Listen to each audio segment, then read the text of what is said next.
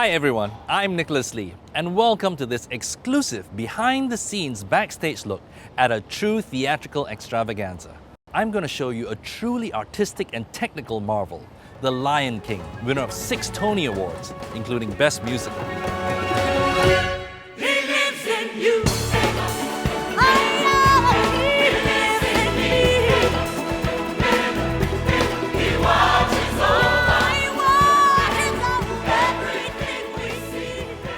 This amazing show has entertained more than 50 million theatergoers around the world since it first opened on Broadway in 1997. The much anticipated Lion King has finally made its way to Singapore and will be showing right here at the Sands Theatre.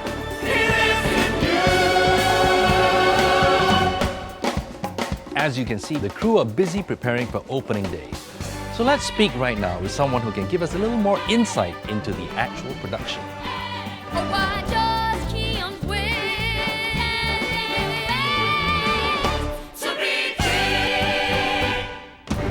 I'm here with John, who's the Associate Director of the production here in Singapore. Hi, John. Hi, good afternoon. You're the guy who's been charged with carrying Julie Taymor's vision here in Singapore. That's correct. Actually, I take care of the show all over the world, so every time there's a new production, I go and direct it in, and I maintain all the other productions around the world as well. What sort of challenges did you have in bringing the production to Singapore? Because this is a whole new sort of cast, isn't it? The thing about live theater is that it's not a film. It's not something that you do once and then it's set and that's it forever. It's about breathing new life into the production with each new group of people. So with a new company, you want to be able to bring in what they bring as performers and still be able to keep the intent of the performance intact.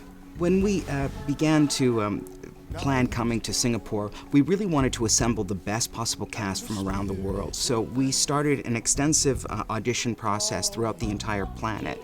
We went to South Africa and saw over 1,000 people. We've auditioned in America, in Canada, in Britain. We had people from all over the place. And we picked some people from different companies that we've had, some of our very best, and then we also brought in a lot of new talent. So this is, without a doubt, the most international company we've ever had at The Lion King.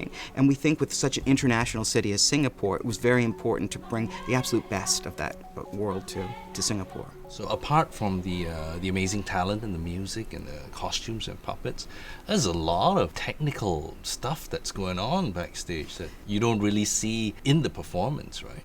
Well, I think that's the trick. The trick is to take all of the things that happen backstage and make them seem absolutely simple and seamless, so that when the audience are watching this story unfold, it's absolutely seamless and easy.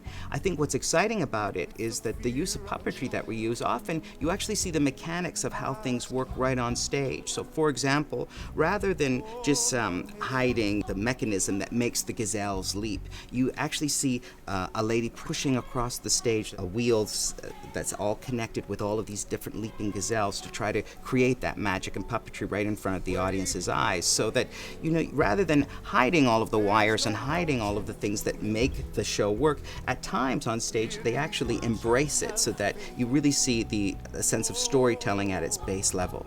When Julie Taymor came up with the concept of what she wanted to have for the show, she really wanted to be able to maintain the humanity of each of these actors while still not losing the size and strength of the animal. So she came up with what she calls the double event. The double event is where you're able to see the humanity of the human while still seeing the size and the weight of this animal. What really sets our show different from any other show that's come before it, I think our show's been running now on Broadway for over 13 years and always in the top 3 or 4, which is quite an honor and quite a responsibility to maintain. And I think what keeps audience members coming is that it is a unique theater experience. It's unlike anything that anyone has ever seen before. They live in you. They live in me.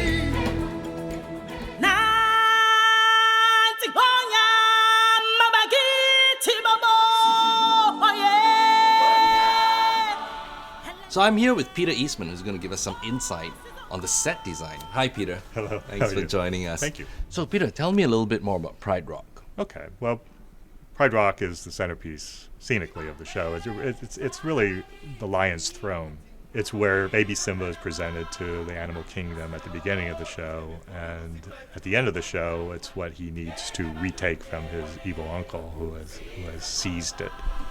Most things in the stage presentation of The Lion King are abstracted shapes, and that's no different with Pride Rock. So it's an abstracted shape which is actually decorated with a pattern which is an African pattern. Pride Rock, which you see in the Singapore production, is made up of segments. The segments come out on a track in a straight line, but then when they reach a circle in the middle of the stage, they form a circle. The circle movement of Pride Rock is very important symbolically, because it's the central metaphor of the circle of life. It moves under automation, so there's a wireless connection with a computer backstage, which tells it how far to travel, at what speed. I love to see that. Yeah, well, we should go look. Wow, backstage here kind of looks like a museum Yeah. full of exhibits or something. Yeah. I like to think of it as a very strange delicatessen with lots of animal puppets hanging in the air. I mean, one of the things that we do in Lion King is we don't try to pretend that something isn't what it isn't. So you always know that there's a person playing an animal. You never don't see that person's face. Likewise, you know that this is a staircase, and you tell the audience it's Pride Rock, and the audience makes that leap. Which is one of the great things about theater. That the audience has to participate in the event. Right.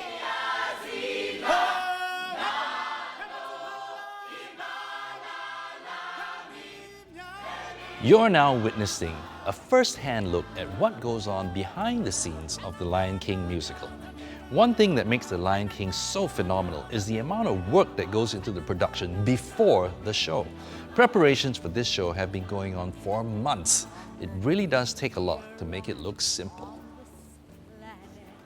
Musically, the combination of American pop and African rhythm is staggering, equaled only by the daring choreography that mixes modern, ballet, African and hip-hop dance. And of course, along with the amazing choreography is the incredible music, which all culminates in an exhilarating marriage of art and entertainment. We've all heard the songs from Elton John and lyricist Tim Rice from the animated movie, but the stage musical comes with new compositions from popular South African composers. Everybody's bowed. Yeah, everybody's there. Circle of Everyone love. comes Okay. up. Yeah. I got it. Hey guys, that sounded really good. It's Clement and Murray, the guys behind the music and the dancing.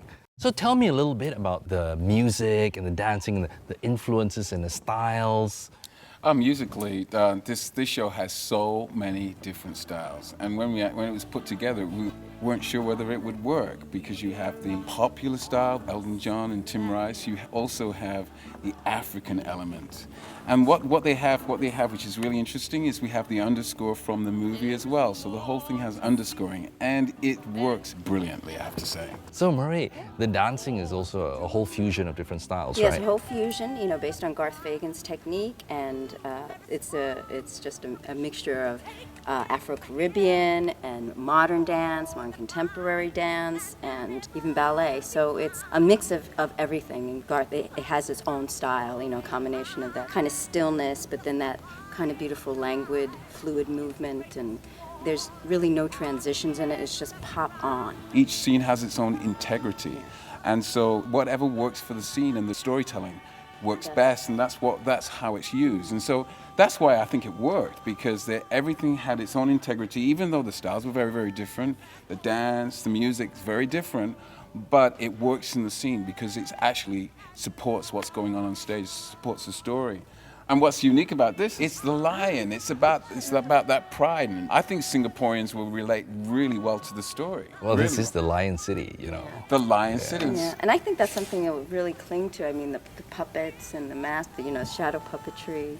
There are things I think that may have been a part of some of the cultures too. Julie, the director, Julie Taymor, she made no bones about picking the best from here, picking the best from there, whether it be Asian culture or African culture, to tell the story in the best way possible.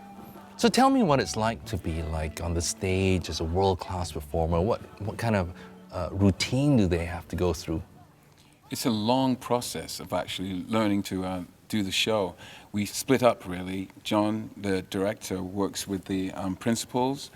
I work with the singers, and Murray works with the dancers. We work individually because there's so much to learn. In this show, all the dancers sing and all the singers dance. And so we have to schedule it where Murray can have the whole company and I can have the whole company. And that happens for about 2 weeks. And then finally we put it together, just Murray and I. And then we work for a little bit together, trying to put the dance and the singing together. And then John comes in and all three of us work together to kind of put the finishing touches on the drama, the story, the singing, and the dancing. So it's a long process. We've done it for a while, so we know which is the best way to do it. When it was first choreographed, the Garth style that's the thing in the foreground. He does something very particular for everyone and for each scene. So if you're trying to make, certainly when the cheetah is moving, has a cheetah, what's the most important thing about the cheetah? Well, probably would be how she walks. And she has to be very sensual. So it's about the shoulders and about, we say plie, just the way you're walking, you bent knee, and it has a sensuality. Not that it has to be overtly sexy, but it does come, the character of the cheetah. So it has a great sense of sensuality and strength. A lot of times we just let them kind of play a little bit so they discover their own body and their own movement. I think that's the key. Okay, guys, thank you so much for sharing all this with us, and good luck with the run. Thank you so much. It was a pleasure. It's a great pleasure. Thank you.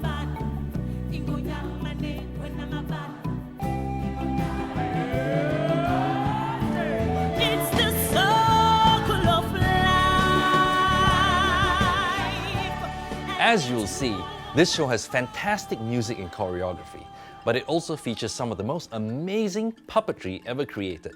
They're not just puppets, they're works of art integrating sculpturing and engineering. Like this guy, Zazu. I'm with Tim, who's in charge of the puppet department. Hi Tim, nice to Hi see Nick, you. how are you doing? And I can see that you're with one of the stars of the show. That's correct, this is Zazu, yeah. He's one of the main stars and one of the only true puppets in the show, probably. He's operated by a cast member on stage, That's right, by Zazu, the character. And one particular thing about this show is the actor and the puppet are a unit, they're one. You celebrate seeing the puppet and the actor. Can you show us how this guy moves? And Well, he's very mobile. He's got a nice long neck that wobbles and can stretch, and look in all directions. He's got eyes that, go up, and he speaks a lot. is he like the only true puppet in the show? Possibly in the way that it's the actors that are holding him and manipulating him totally. Because most of the other characters, there's a whole range of different kinds of puppets on the show, right? That's correct, yeah. I'll show you. So Tim, tell me about this gazelle. How is this a puppet? This show is not about each actor having his own puppet. It's about what they call corporate puppetry. And there's elements of puppetry with each actor or dancer. And with the gazelles, you can pick it up like this, and it's used by the dancer. And the dancer actually has 3 gazelles, one in each hand and one on their head. And as they enter stage, they leap across the stage. So there's this whole feeling of 15 gazelles leaping across the stage. Corporate puppetry is that. It's 5 dancers giving life